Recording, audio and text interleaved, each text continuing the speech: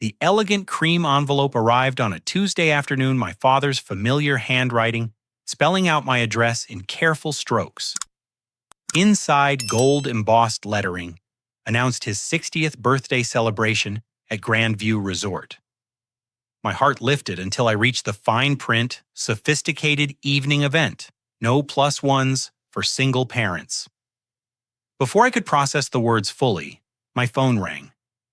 Jessica's voice cut through the silence with practiced condescension. We discussed this extensively, Patrick. The family wants an elegant night without childcare drama or awkward explanations about your situation. Mom agrees completely. I stared at 7-year-old Emma, coloring quietly at our kitchen table, her tongue poking out in concentration. Feeling that familiar sting of family rejection wash over me like ice water. 3 days later, I found myself staring at my laptop screen during what Jessica had termed the planning conference.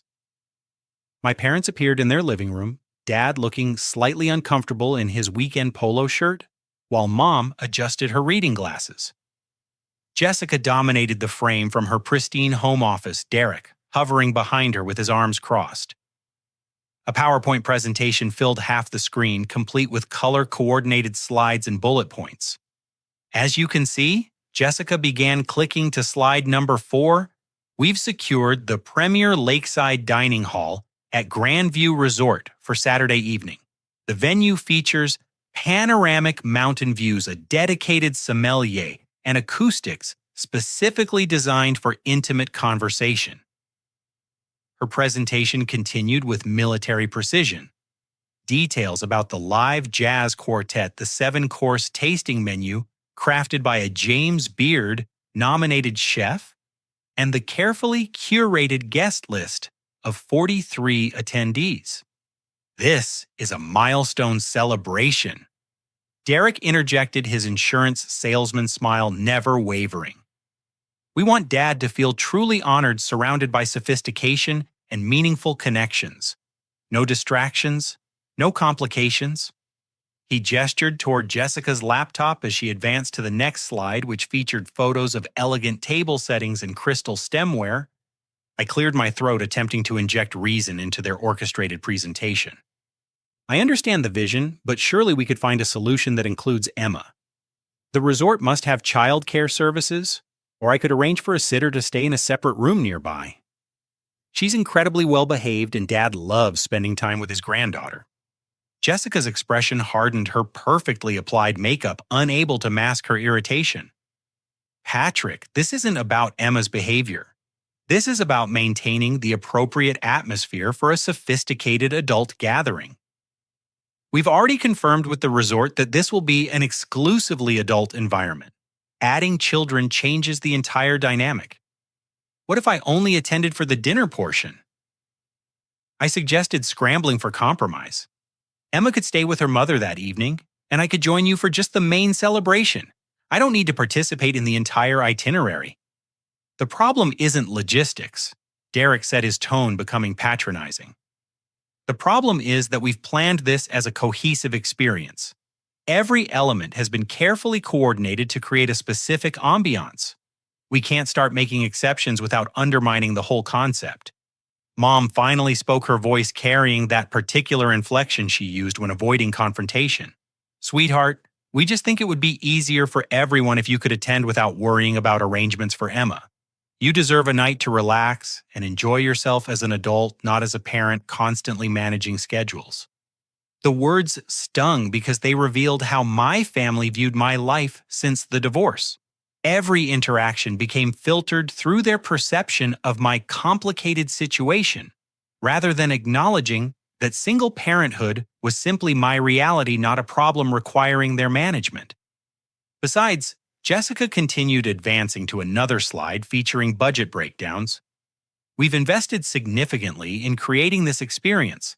The total cost is approaching $12,000, which represents a substantial commitment from all of us. Something cold settled in my stomach as I processed her phrasing. What do you mean by investment from all of us? I thought you and Derek were handling the planning and expenses. Jessica exchanged a quick glance with Derek before responding. Well, obviously, we couldn't fund something this elaborate entirely from our personal budget. We've been working with Mom and Dad to coordinate family resources. What family resources? I pressed, sensing something important lurking beneath her careful word choices. Mom shifted uncomfortably in her chair before answering. We're using some of the money from Grandpa's estate, sweetheart. Jessica thought it would be meaningful to honor your grandfather's memory by creating something special for your father's milestone birthday. My grandfather, the man who had died 8 months earlier after a brief battle with pneumonia. The grandfather who had spent countless hours teaching Emma to play chess, who had taken her fishing every summer, who had always defended my decisions during family gatherings. The grandfather who had specifically told me during our last conversation in his hospital room that he wanted to make sure Emma's future was secure. I wasn't aware that Grandpa's estate had been distributed yet, I said carefully, trying to keep emotion from my voice. The lawyer mentioned the process could take up to a year to complete. Oh, the final distribution is still pending, Jessica replied with casual dismissiveness.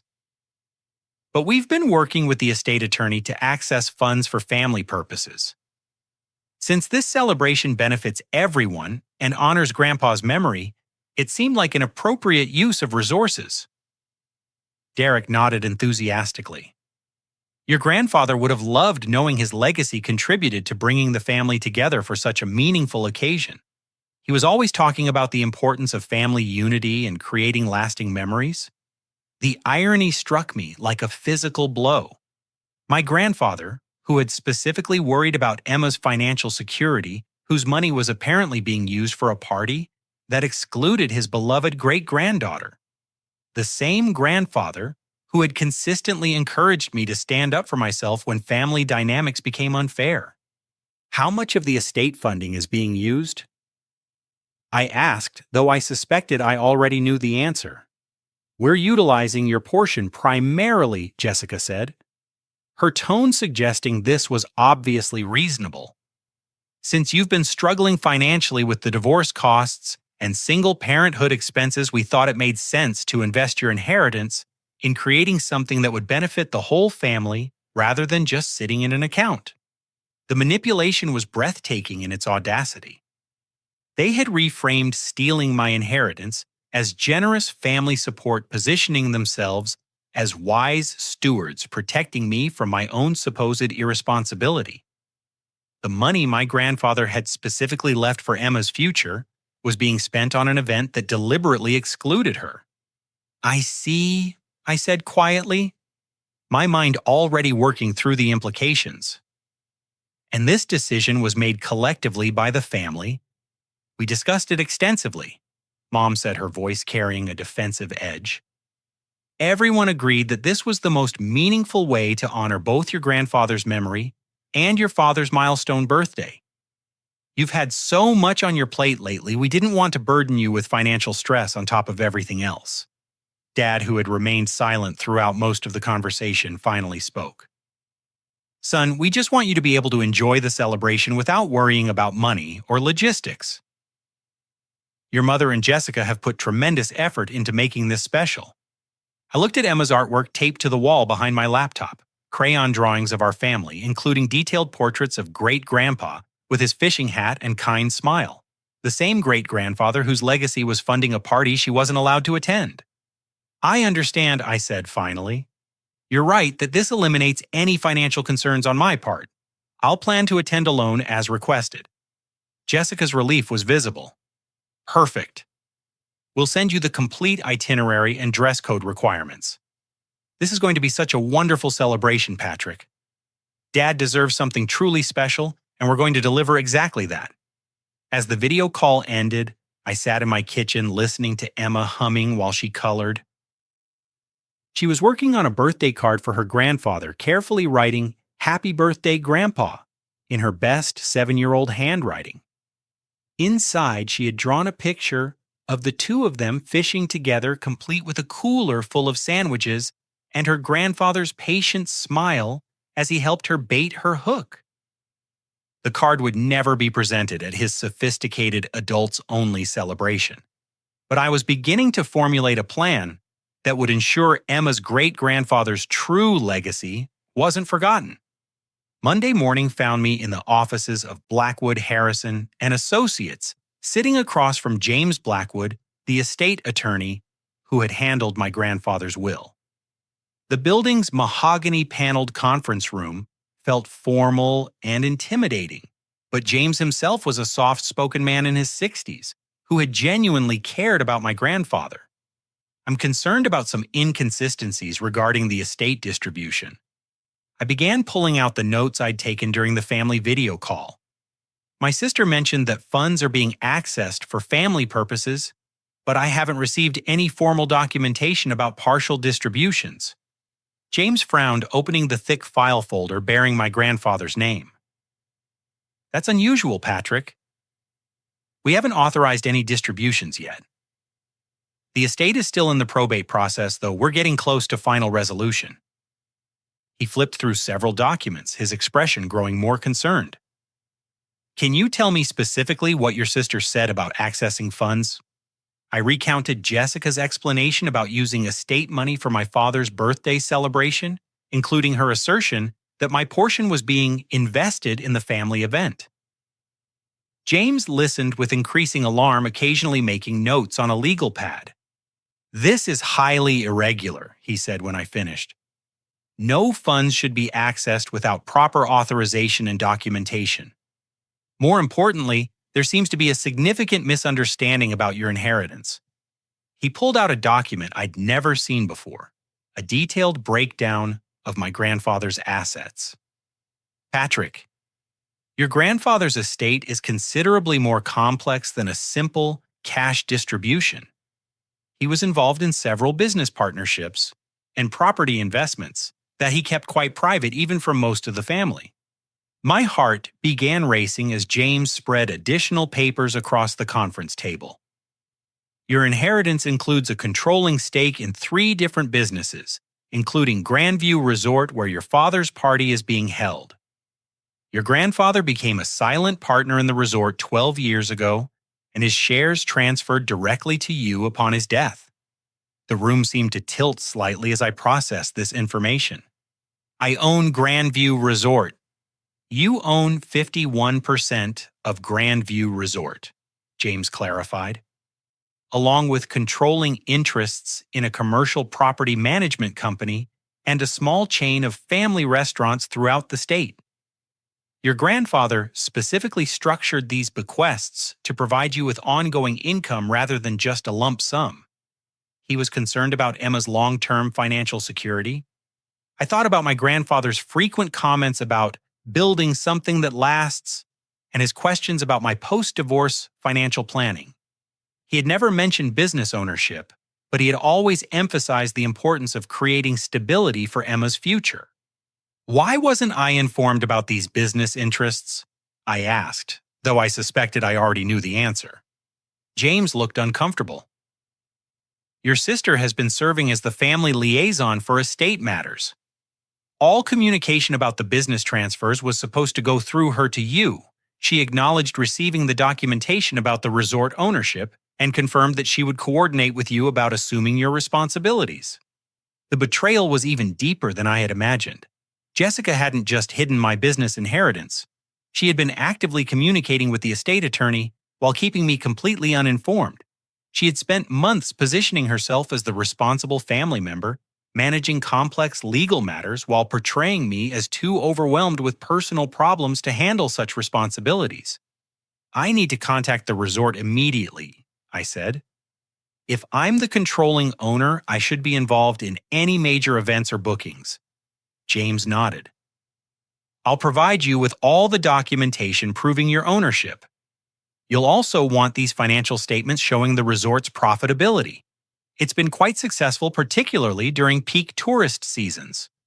As I reviewed the financial documents, I realized my grandfather had left me far more than I could have imagined. The resort alone generated enough income to ensure Emma's college education would be fully funded with substantial surplus for our daily expenses. The other business interests provided additional security that would allow me to make choices based on what was best for Emma, rather than what was financially necessary. "There's one more thing," James said, pulling out a sealed envelope with my name written in my grandfather's handwriting. He left specific instructions that this should be given to you once you learned about the business inheritance. Inside my grandfather's familiar cursive writing filled 2 pages of his personal letterhead. The letter began with his characteristic warmth but quickly became more serious. "Patrick, if you're reading this, then you've discovered that your inheritance is more complicated than your family probably expected. I've structured things this way because I believe you're the only one who truly understands what family should mean. You've always protected Emma while maintaining your integrity, even when it would have been easier to compromise your principles. The businesses I'm leaving you aren't just financial assets. They're tools for maintaining family relationships on your own terms. I've watched how certain family members try to control others through financial manipulation, and I wanted to ensure you'd never be vulnerable to that kind of pressure. Use these resources wisely, but don't let them change who you are.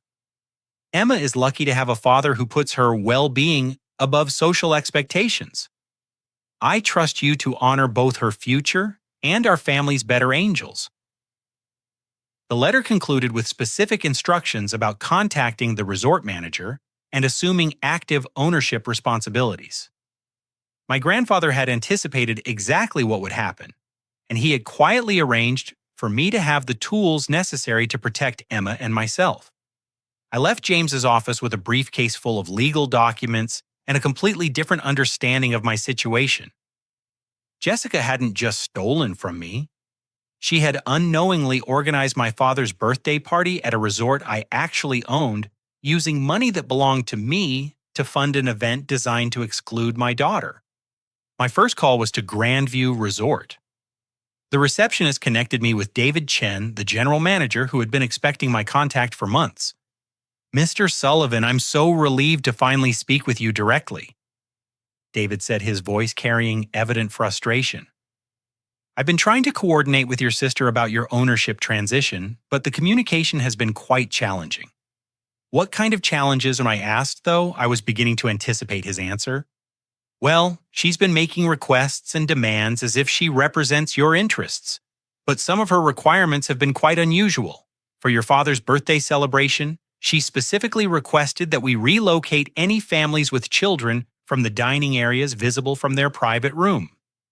She also asked us to ensure that our evening entertainment would be sophisticated and mature, with no family-friendly elements." The picture became even clearer. Jessica hadn't just excluded Emma from the party, she had tried to sanitize the entire resort environment to eliminate any reminder that families with children existed. She also questioned our child safety policies and suggested we might want to implement adult-only time periods in certain areas, David continued. "I explained that we're a family-friendly resort and can't discriminate against guests with children, but she seemed quite insistent. I'll be coming to the resort this week to discuss the transition and review current operations," I said. "I'd also like to understand exactly what arrangements have been made for my father's celebration." "Of course. I should mention that your sister has booked the presidential suite for herself and her husband, though I believe she may not be aware that it's actually the owner's private residence. The previous owner always stayed there when visiting, and I assumed you'd want the same arrangement." The irony was perfect. Jessica had inadvertently booked herself into accommodations that actually belonged to me, probably at a premium rate that would be charged against my inheritance money. "Actually, I'll be staying in the presidential suite myself," I said.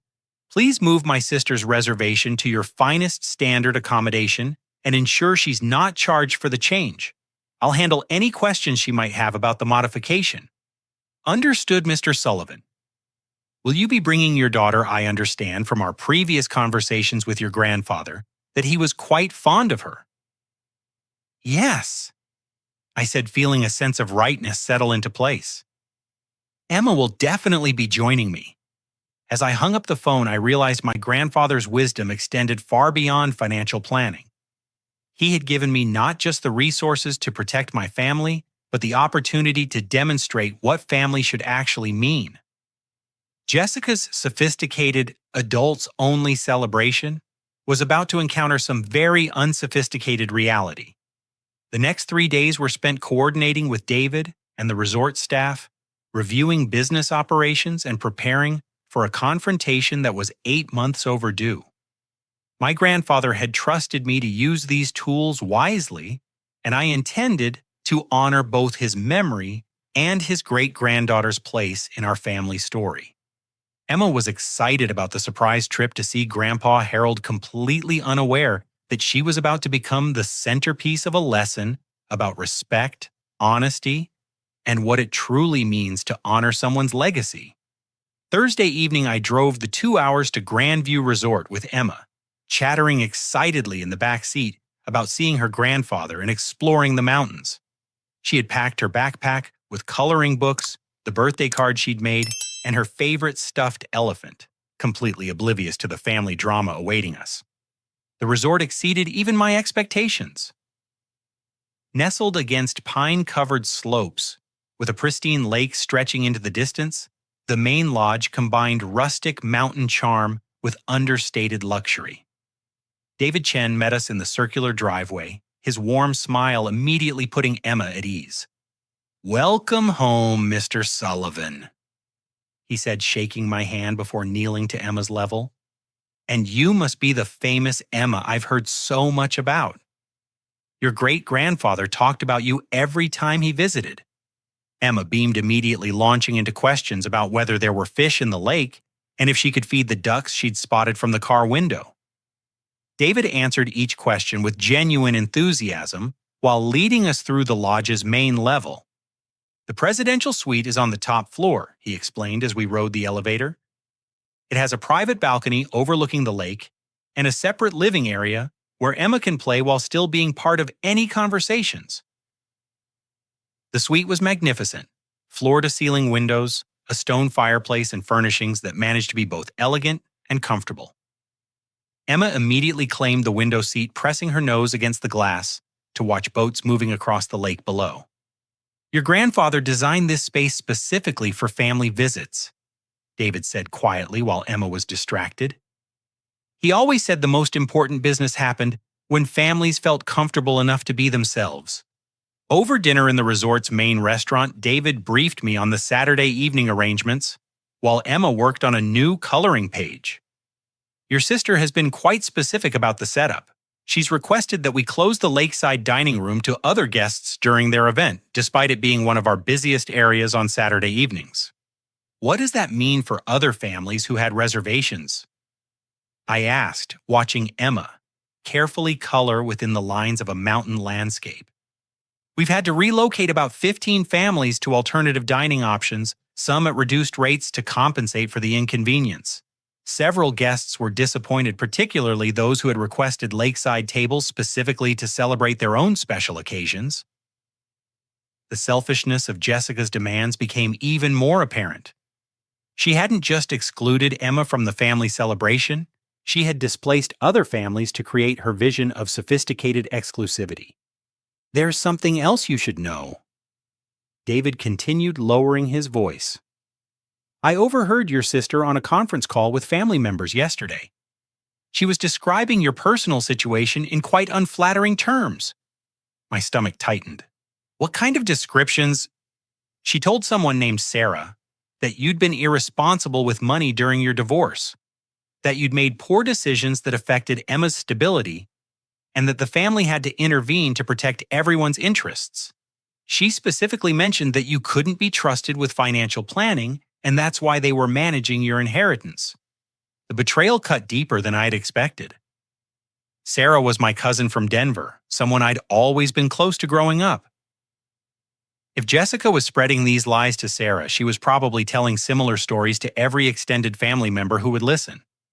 She also mentioned that Derek's insurance business had been struggling and that this party would be a good opportunity for him to network with your father's business associates, David added. "It seems like they're using your father's celebration for multiple purposes."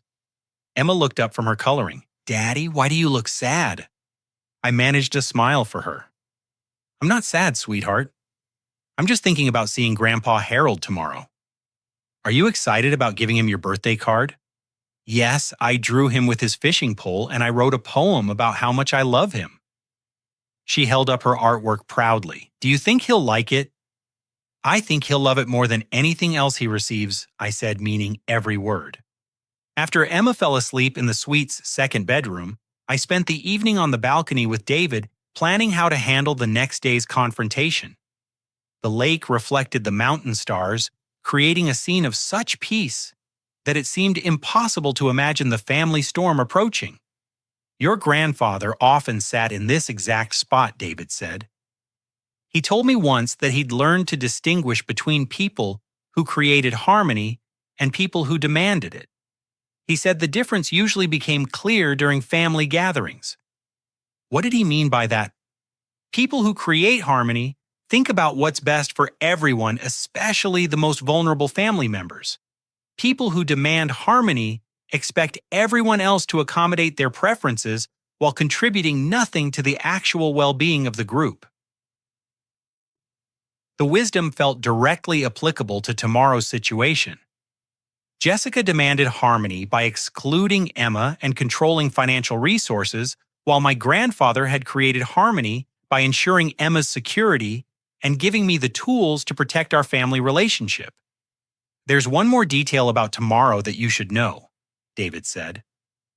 Your sister specifically requested that if any children appeared near the dining area during their celebration, security should quietly relocate them to other parts of the resort. She said it was important to maintain the sophisticated atmosphere they'd paid to create. She wants children removed by security. Those were her exact instructions. She emphasized that this was a premium event and that any disruptions should be handled immediately and discreetly. I thought about Emma's excitement to see her grandfather, her carefully prepared birthday card, and her complete innocence about family politics. Tomorrow, Jessica intended to have security remove her own niece to protect the atmosphere of a party funded by money that belonged to Emma's future. I think it's time for my sister to learn what customer service really means when you're dealing with the actual owner, I said. David smiled.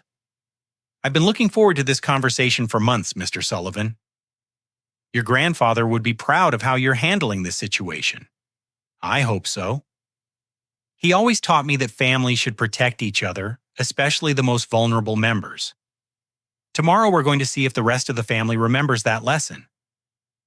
As I prepared for bed, I checked on Emma one more time. She was sleeping peacefully, her birthday card for Grandpa Harold on the nightstand beside her, completely trusting that tomorrow would bring joy and family connection. I intended to make sure that's exactly what she received regardless of what Jessica had planned. Saturday evening arrived with the kind of perfect mountain weather that made the resort's lakeside setting look like a postcard. Emma and I spent the afternoon exploring the grounds, feeding ducks, and visiting the resort's small game room, where she made friends with two other children whose families were staying for the weekend. At 5 o'clock, I helped Emma into the dress she'd chosen for Grandpa Harold's party, a blue sundress with white flowers that she'd picked out specifically because Grandpa says blue is his favorite color. She carried her homemade birthday card carefully in both hands as we walked toward the main lodge. The lakeside dining room had been transformed into an elegant celebration space. Round tables draped in cream linens surrounded a head table positioned to maximize the mountain lake view. Fresh flower arrangements and flickering candles created the sophisticated ambiance Jessica had envisioned. A jazz quartet played softly near the stone fireplace while guests mingled with cocktails and conversation. I recognized most of the faces: aunts, uncles, cousins, and family friends I hadn't seen since my grandfather's funeral. Emma immediately spotted her grandfather across the room and tugged on my hand. There's Grandpa Harold. Can I give him my card now? Let's wait just a few minutes, sweetheart. Let Grandpa finish talking with his friends first. Jessica appeared almost immediately, looking stunning in a black cocktail dress that probably cost more than my monthly grocery budget. Her smile faltered slightly when she saw Emma, but she quickly recovered her composure. Patrick, you look wonderful. And Emma, what a pretty dress. Her tone was warm enough to avoid seeming rude, but I caught the slight edge of irritation. "I thought you were coming alone this evening." "Plans changed," I said simply. Emma was so excited about giving Grandpa Harold his birthday card I couldn't leave her behind. "Of course, but we discussed the nature of this celebration. This really isn't an appropriate environment for children." Emma looked up at Jessica with confusion. "But it's Grandpa's birthday party. I made him a special card." Before Jessica could respond, my cousin Sarah approached with her husband Mike. I hadn't seen Sarah in almost a year, and her greeting felt noticeably cooler than our usual warm relationship. "Patrick, how are you managing everything?" she asked, her tone suggesting she already knew the answer wasn't good. "We've been so worried about you since the divorce." "Actually, things have been going really well," I said. "Emma and I have found our rhythm, and we're both doing great." Sarah exchanged a glance with Jessica that I wasn't supposed to notice. "That's good to hear. Jessica mentioned you've been having some financial challenges. It's nice that the family can support you during this difficult time." The manipulation was beginning immediately. Sarah had clearly been briefed on Jessica's version of my situation, complete with implications that I needed family financial intervention. "I think there may have been some miscommunication," I said carefully. "My financial situation is actually quite stable." "Oh, well, that's wonderful," Sarah said, though her expression suggested she didn't believe me. "Jessica explained about the inheritance trust that's being managed to help with your planning. It sounds like a wise arrangement." Emma tugged on my sleeve. "Daddy, what's an inheritance trust?" Before I could answer, Derek appeared with 2 business associates in tow, clearly using the family celebration as a networking opportunity. "Patrick, I'd like you to meet Tom Bradley and James Morrison from the Colorado Insurance Commission. Gentlemen, this is my brother-in-law. He's been going through some personal transitions, but the family's been helping him get back on his feet." The condescension was breathtaking. Derek was introducing me to potential business contacts as a family charity case, using my supposed difficulties to enhance his own image as a generous family man. Tom Bradley shook my hand with the kind of sympathetic smile usually reserved for disaster victims. "Derek tells us you've been facing some challenges since your divorce. It's great to see family members supporting each other during tough times." "Actually, I'm doing quite well," I said, maintaining my composure for Emma's sake. The divorce was the best decision I could have made, and single parenthood has been incredibly rewarding.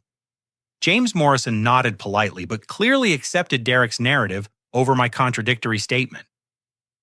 "Family support makes all the difference during life transitions."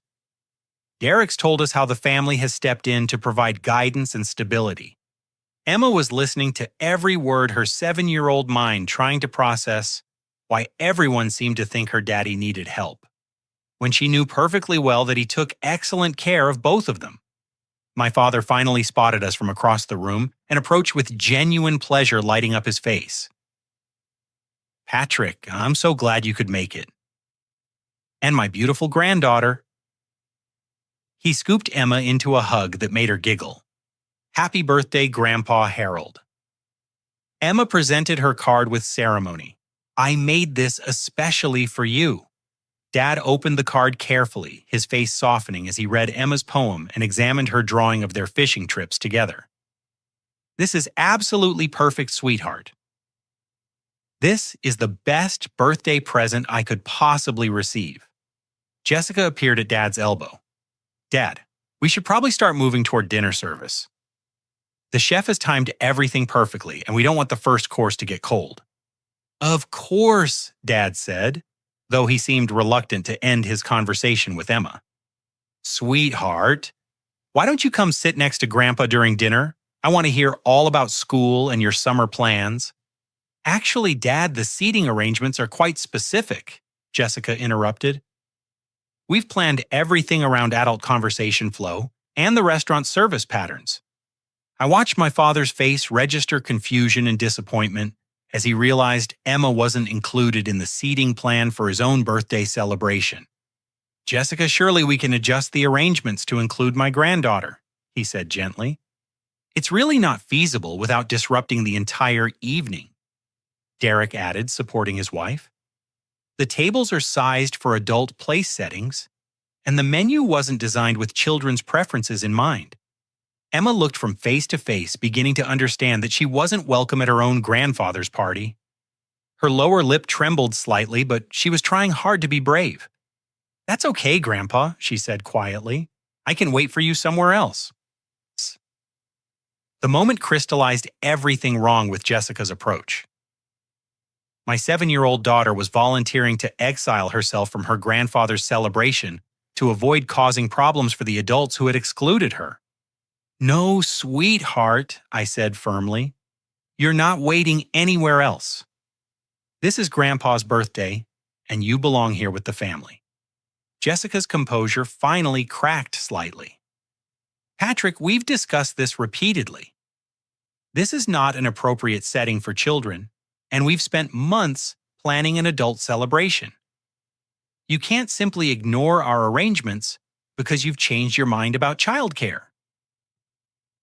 The conversation was attracting attention from nearby guests who were beginning to turn and watch our exchange.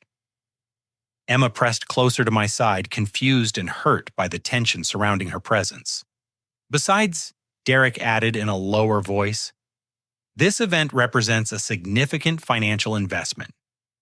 We can't accommodate last-minute changes that affect the entire atmosphere we've created." My Uncle Robert approached, having overheard enough of the conversation to form opinions. "Patrick, maybe it would be easier for everyone if Emma could find something fun to do in the game room. The resort probably has activities for children during adult events. Or we could arrange for one of the staff members to supervise her in the lobby area," suggested my Aunt Linda. "That way she's still nearby, but the celebration can proceed as planned." I realized that multiple family members were casually suggesting that my daughter be removed from her grandfather's birthday party to accommodate Jessica's vision of sophistication. They had accepted the premise that Emma's presence would somehow diminish the celebration rather than enhance it. "The resort has excellent childcare services," Jessica added, sensing support from the extended family. "Emma could have a much more enjoyable evening with age-appropriate activities rather than sitting through adult dinner conversation." Emma finally spoke up, her voice small but clear. "I just wanted to give Grandpa his birthday card and tell him about the fish I caught with Great-Grandpa this summer." The reference to my grandfather, Jessica's manipulation of whose money was funding this entire event, hung in the air like an accusation. Dad's face showed growing discomfort as he processed the family dynamics playing out in front of the assembled guests. That's when I noticed David Chen moving purposefully through the crowd toward our group. His expression professionally neutral, but his timing precisely calculated. David approached our family cluster with the polished authority of a seasoned hospitality professional. His timing was flawless, arriving just as the tension reached its peak, and multiple conversations were drawing attention from other guests. "Excuse me, Mr. Derek Harrison." David addressed Derek, directly consulting a tablet in his hands. "I'm David Chen, the resort's general manager. I need to speak with you about a scheduling adjustment for this evening's event." Derek immediately bristled, his insurance salesman instincts kicking into defensive mode. "What kind of scheduling adjustment? Our reservation was confirmed weeks ago, and we've paid premium rates for exclusive access to this dining room." "Yes, sir, I understand your position. However, the resort owner has requested that your party relocate to our Alpine room for the remainder of the evening. It's equally elegant with panoramic mountain views and exclusive access to our outdoor terrace." Jessica stepped forward, her voice rising with indignation. "Relocate?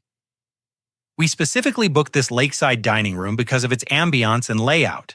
We've spent months planning every detail around this exact space. I apologize for the inconvenience, but the owner's requests take priority over standard reservations," David explained calmly. "The Alpine room actually offers superior acoustics for your jazz quartet, and the lighting is more flattering for photography." "This is completely unacceptable," Derek declared, his voice carrying across the room, as other guests turned to observe the commotion. "We have a legal contract for this space, we've paid significant fees for exclusivity, and we're not going to be shuffled around like second-class customers." Dad looked increasingly uncomfortable as the confrontation escalated. "Maybe we could discuss this privately. I'm sure there's a reasonable solution that works for everyone." "The reasonable solution is honoring our original agreement." Jessica snapped her composure, finally cracking completely. "I want to speak with the owner immediately. This kind of treatment is absolutely unacceptable for a celebration of this importance." Emma pressed even closer to my side, overwhelmed by the angry voices and hostile atmosphere. Her birthday card for Grandpa Harold was getting crumpled in her nervous grip.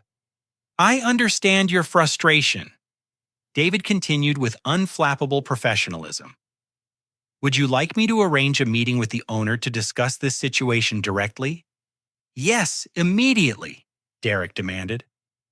"I want to know exactly why we're being treated this way, and I want assurance that this won't affect the quality of service for the remainder of our event." Jessica nodded emphatically.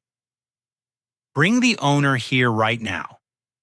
This is a family milestone celebration, with 43 guests, including business associates and extended family members. The owner needs to understand the level of service we expect for premium rates. I'll also be filing complaints with the State Tourism Board and posting detailed reviews on every travel website," Derek threatened. "This kind of arbitrary treatment is completely unprofessional." Dad reached for Derek's arm. "Let's not escalate this unnecessarily. I'm sure we can work something out." "No, Harold, this is about principle," Jessica declared. "We've planned this celebration for months, invested thousands of dollars, and coordinated schedules for dozens of people. The resort can't simply change the terms because they feel like it." My cousin Sarah and her husband Mike had joined the growing circle of onlookers, along with several of Dad's business associates and other family members. The confrontation was becoming a public spectacle that was exactly what Jessica had tried to avoid by excluding children. "The owner is actually present at the resort this evening," David informed them. "He's been observing the celebration from the presidential suite. I can arrange for him to address your concerns directly if you'd prefer." "Perfect," Derek said, crossing his arms in a gesture of aggressive expectation. "Tell him we expect an immediate explanation and a satisfactory resolution. We're not going to accept being treated like ordinary customers when we've paid for premium service. Actually, the owner is right here in this room," David said, his professional demeanor giving way to a slight smile. "Mr. Patrick Sullivan, would you like to address these concerns directly?" The silence that followed was absolute and devastating. Jessica's face went through a rapid sequence of emotions: confusion, recognition, disbelief, and finally dawning horror as she processed what David had just announced. Derek's mouth fell open as he stared at me, his aggressive posture deflating like a punctured balloon. The business associates he'd been trying to impress watched with fascination as the family dynamics exploded into public view. Dad looked completely bewildered. "Patrick? What's he talking about?" Emma, still clutching her birthday card, looked up at me with wide eyes. "Daddy, are you the owner of this whole place?" My cousin Sarah stepped backward, her expression shifting from condescension to mortification as she realized the implications of her earlier comments about my financial struggles. "I think there's been some confusion about my circumstances," I said quietly, my voice carrying clearly in the stunned silence. "David, perhaps we should move this conversation to a more private setting." "No," Jessica said, her voice barely above a whisper. "This can't be right. Patrick doesn't own anything. He's been struggling financially since the divorce. The family's been managing his inheritance because he can't handle complex financial decisions." The assembled guests began murmuring among themselves, clearly sensing that they were witnessing a family drama far more complex than a simple scheduling conflict. Tom Bradley, one of Derek's insurance contacts, stepped forward with a confused expression. "Derek, I thought you said your brother-in-law needed family financial support." There's obviously been some mistake, Derek said weakly, though his conviction was clearly shaken. Patrick, what exactly is David talking about? I looked at Emma still pressed against my side and made my decision. My grandfather's letter had emphasized the importance of using these resources to maintain family relationships on my own terms, protecting Emma while demonstrating what family should actually mean. Grandpa. Are you still having your birthday party? Emma asked, completely focused on what mattered most to her. Dad knelt down to Emma's level, his voice gentle despite the chaos surrounding them. Of course, sweetheart. This is still my birthday, and you're still the most important guest here. Mr. Sullivan. David said formally, "Would you like me to explain the situation to your family?" I looked around the circle of faces, some confused, some embarrassed, some clearly calculating the implications of this revelation. Jessica's face had gone pale as she began to understand the magnitude of her miscalculation. "I think it's time for some honesty," I said. "But first, Emma has something important to give her grandfather." As Emma proudly handed over her homemade birthday card, I prepared to reveal how deeply Jessica's manipulation had undermined our family and how my grandfather's wisdom was about to restore the balance she had destroyed. Dad accepted Emma's card with trembling hands, his eyes never leaving my face as he tried to process the impossible situation unfolding around us. The jazz quartet had stopped playing and the entire dining room had fallen into expectant silence. "Emma, sweetheart," I said gently, "would you like to sit with Grandpa Harold while Daddy explains some grown-up things to the family?" Emma nodded and climbed onto Dad's lap, completely trusting and oblivious to the magnitude of the confrontation about to unfold. Dad wrapped his arms around her protectively, his businessman's instincts clearly sensing that whatever came next would be significant. I pulled out my phone and opened the photos I'd taken of the legal documents James Blackwood had provided. 8 months ago, when Grandpa died, he left me a considerable inheritance. But it wasn't just money. It was a collection of business interests that he'd built quietly over many years to provide security for Emma's future. Jessica found her voice, though it came out strained and defensive. "That's impossible. The estate attorney said the business distributions wouldn't be finalized for months. I've been coordinating with him about the timeline." "You've been coordinating with James Blackwood." I agreed, swiping to display copies of email exchanges on my phone screen. "But you never shared any of that communication with me. Instead, you told me that Grandpa's estate was just a cash distribution that would take months to process." I turned the phone toward the assembled family, showing detailed documentation of business ownership transfers. Grandpa left me controlling interests in 3 companies, including 51% ownership of Grandview Resort. James has been trying to coordinate with me for months, through Jessica, who apparently never passed along any of his messages. My Uncle Robert stepped closer to examine the documents, his expression shifting from skepticism to amazement. "Patrick, this shows substantial business assets. These companies generate significant annual revenue. The resort alone provides more than enough income to cover Emma's education and our living expenses," I continued. "Grandpa specifically structured the inheritance this way because he was concerned about her long-term financial security." Dad's voice was barely audible over Emma's quiet humming as she examined her grandfather's surprised expression. "Son, if this is true, then why were you letting us believe you were struggling financially?" "Because I didn't know," I said simply. "Jessica has been serving as the family liaison with the estate attorney. Every piece of communication about the business transfers was supposed to go through her to me. She received documentation about the resort ownership months ago and confirmed with James that she would coordinate with me about assuming management responsibilities." Sarah stepped forward, her face flushed with embarrassment.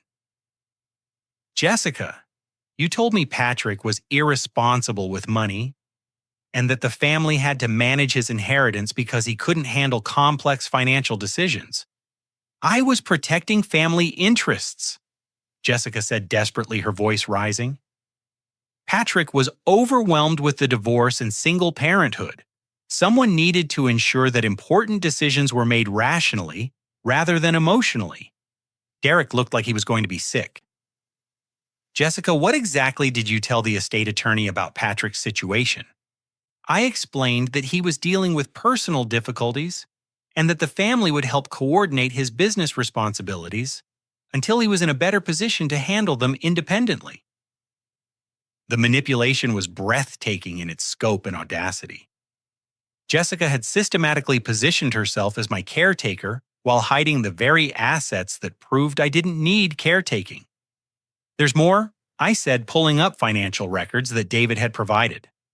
Jessica has been spending my inheritance money without my knowledge or consent, the $12,000 for tonight's celebration that came from my portion of Grandpa's estate. Emma looked up from her position on Dad's lap. Daddy, why is everyone talking about money when it's Grandpa's birthday? Because sometimes grown-ups make mistakes about what's important, sweetheart, I said. But we're going to fix that right now. I addressed the room, including the business associates Derek had brought to impress. For the past 8 months, my family has believed I was struggling financially because my sister systematically hid information about my inheritance. She convinced everyone that I needed financial supervision while secretly using my money for family purposes. Tom Bradley, Derek's insurance contact, looked fascinated by the unfolding drama. Derek, you specifically told us your brother-in-law was a financial liability that the family was supporting out of generosity. I was told that, Derek said weakly. Jessica explained the situation and we all thought we were helping. You thought you were helping by excluding Emma from her grandfather's birthday celebration? I asked. By spending her great-grandfather's legacy on a party she wasn't allowed to attend? The question hung in the air like an accusation. Emma's presence on Dad's lap made the cruelty of the exclusion impossible to ignore. The sophisticated adults-only atmosphere Jessica demanded came at the cost of displacing other families from their reserved tables. I continued. David had to relocate 15 families to alternative dining options because Jessica insisted on exclusive access to the lakeside room. My Aunt Linda looked genuinely shocked. Jessica, you displaced other families. I was creating a special experience for Dad's milestone birthday, Jessica protested. Every detail was planned to honor him appropriately. By excluding his granddaughter and using money that belonged to her future, Dad's voice carried an edge I'd never heard before. Jessica, what were you thinking? Emma tugged on Dad's shirt. Grandpa, are you mad about my card? No, sweetheart, Dad said, his voice breaking slightly. Your card is perfect. I'm not mad at you at all. I pulled up the final piece of documentation, my grandfather's personal letter about family integrity and protecting vulnerable members. Grandpa saw this coming, I said. He structured my inheritance specifically to prevent financial manipulation within the family. He wanted me to have the resources to maintain family relationships on my own terms while protecting Emma from exactly what happened tonight. The letter's words about family members who control others through financial pressure hit the assembled crowd like a slap. Several relatives who had participated in Jessica's narrative about my irresponsibility looked genuinely ashamed.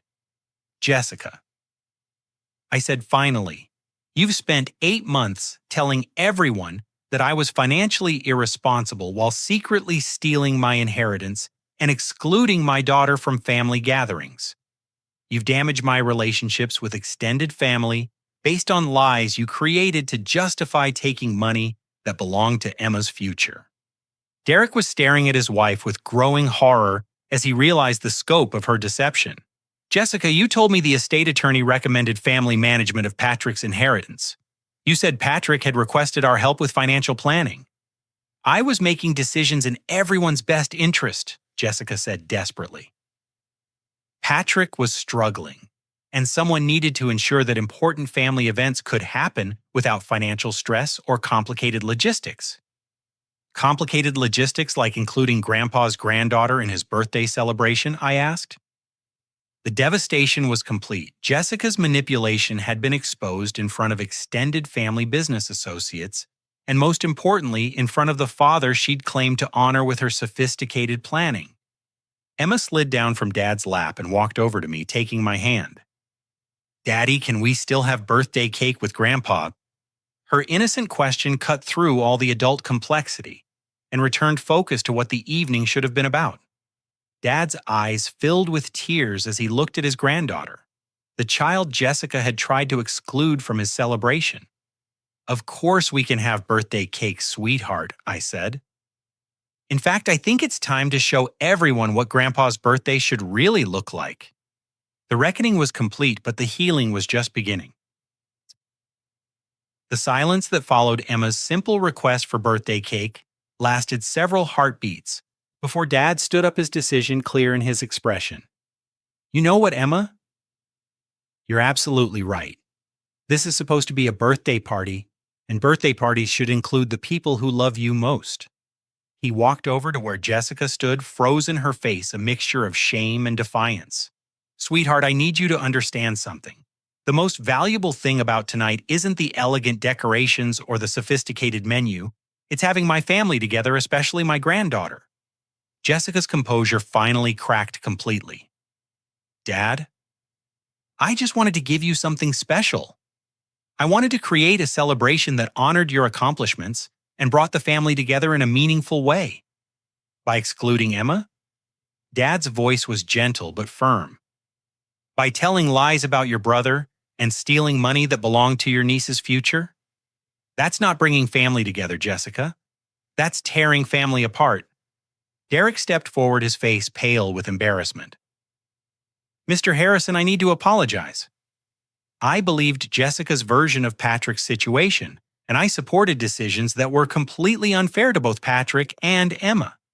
I appreciate that, Derek, but the real apologies need to go to my son and granddaughter." Emma tugged on Dad's jacket. "Grandpa, I don't want people to be sad at your birthday party. Can we just have cake and be happy?"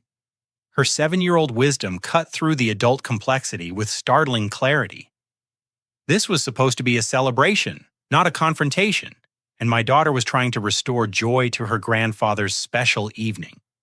"Emma's right," I said, making a decision that surprised even myself. "Jessica, Derek, I'm not interested in pursuing legal action or demanding immediate financial restitution, but there are going to be some changes in how our family operates." I pulled out my phone and opened the resort's event management app, which David had shown me earlier. "First, we're going to modify tonight's celebration. David, please open the lakeside dining room to all resort guests. Any family that was displaced by our exclusive booking should be invited to join us with dinner on the house." David smiled, already pulling out his own tablet. "I'll make those arrangements immediately, Mr. Sullivan."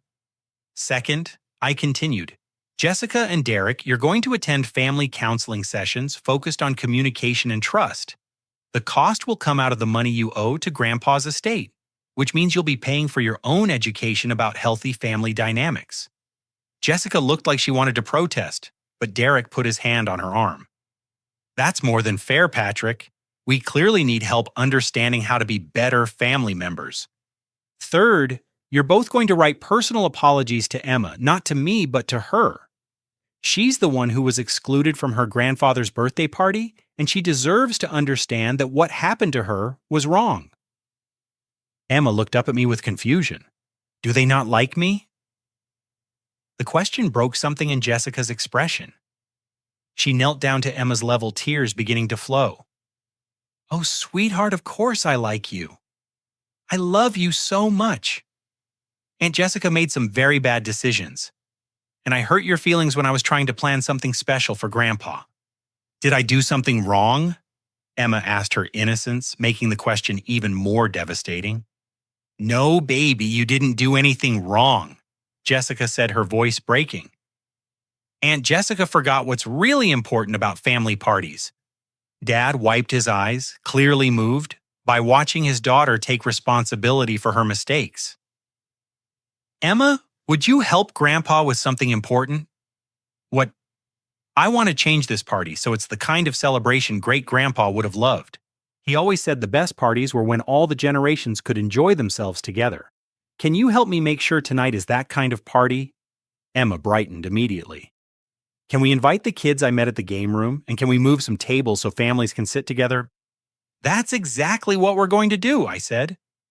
David, can we rearrange the seating to accommodate families and make this more of a community celebration? Absolutely, we can combine your private dining with our Saturday evening family service. It'll create a much more inclusive atmosphere. Over the next hour, the entire character of the evening transformed. Families who had been displaced by Jessica's exclusive booking joined the celebration, bringing children who immediately gravitated toward Emma. The jazz quartet adapted their playlist to include more interactive music that engaged multiple generations. Sarah approached me during the transition, her embarrassment evident. Patrick, I owe you a huge apology. I completely believed Jessica's story about your situation, and I treated you like someone who needed pity rather than respect. Sarah, I understand why you believed her. Jessica is convincing, and she positioned herself as the responsible family member managing a crisis. But I should have talked to you directly instead of accepting secondhand information about your life. You're right, and I appreciate you acknowledging that. Going forward, maybe we could maintain our relationship directly, instead of filtering everything through other family members. The conversation represented exactly what I'd hoped would emerge from this confrontation. Family members taking responsibility for their choices and committing to more honest communication. By the time we reached the birthday cake ceremony, the dining room was filled with laughter and genuine connection. Emma had made friends with several other children, and Dad was beaming as he watched multiple generations of both family and resort guests celebrating together. Before I blow out my candles, Dad announced, I want to say something important. Tonight started with hurt feelings and misunderstandings, but it's ending with exactly what a birthday should be: people who care about each other, choosing to enjoy each other's company. He looked directly at Emma. My beautiful granddaughter reminded us that birthdays are about love and cake and being happy together. That's a lesson her great-grandfather would have been proud to see her teach. Emma clapped enthusiastically as Dad blew out his 60 candles, her earlier confusion replaced by pure joy at seeing her grandfather happy. During the cake service, Derek pulled me aside for a private conversation. Patrick, I need you to know that Jessica's deception about your financial situation affected more than just family relationships. I made some business decisions based on what I thought was your vulnerability, and those decisions weren't ethical. What kind of decisions? I recommended insurance policies for you that included higher premiums because I believed you were financially unstable and represented a higher risk. I also discussed your supposed situation with other agents as an example of how family support could influence coverage decisions. The confession revealed another layer of how Jessica's lies had affected my life in ways I hadn't even realized. Derek, I appreciate your honesty about this. I want to make it right. I'll review your coverage and ensure you're getting appropriate rates, and I'll correct the misinformation I shared with other professionals. As the evening wound down, Jessica found a quiet moment to approach Emma and me together. Patrick, I know apologies aren't enough to fix what I've done. I convinced myself that I was protecting family interests, but I was really protecting my own need to be in control. Emma looked up at her aunt with the directness that only children possess. Why did you say I couldn't come to Grandpa's party? Because I thought adult parties should only have adults, and I forgot that you're one of the most important people in Grandpa's life. I made a mistake and I hurt your feelings.